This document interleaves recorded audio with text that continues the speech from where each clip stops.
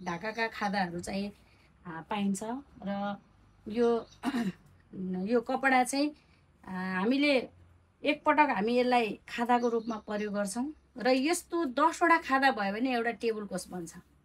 यो यहाँ त डबल कपडा छ, यो 10 वटा भयो भने यसलाई चाहिँ यो जोडेर एउटा टेबल कोस बन्छ हैन।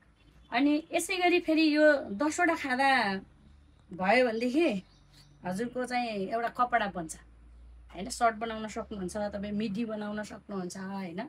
यो चाहिँ काम लाग्छ। हेर्दा यो 50 रुपियाँ 60 रुपियाँ 100 रुपियाँ भनिन्छ, तर यसलाई चाहिँ रिप्रयोग गर्नलाई मिल्छ।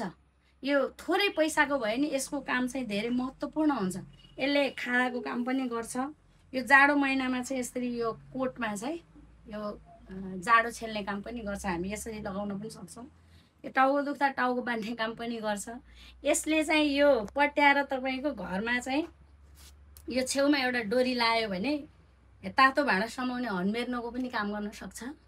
र यो चाहिँ सिसाहरू पुस्ने पनि यसले काम लाग्छ। लास्टमा यसले भुइँमा पोछा लगाउने काम गर्छ। भनेपछि हजुर आफै बुझ्नु यो खादा कति महत्त्वपूर्ण छ।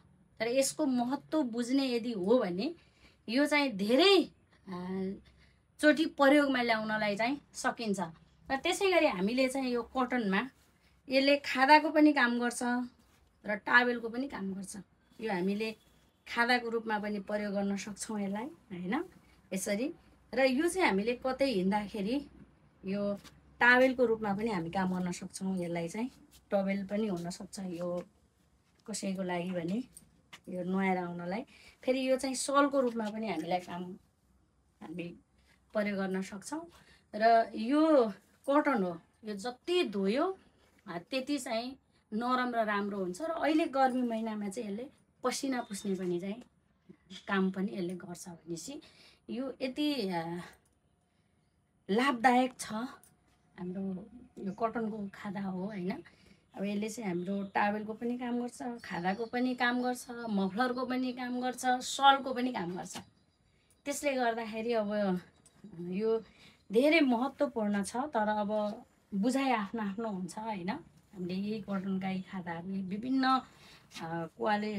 कलरका र विभिन्न क्वालिटीका चाहिँ हामीसँग खादा छन्। र अहिले यो जति पनि छ यो सबै खादाहरूको स्टक हो हैन। अब अहिले पनि हामीसँग 10,000 पिस खादा चाहिँ स्टक छ।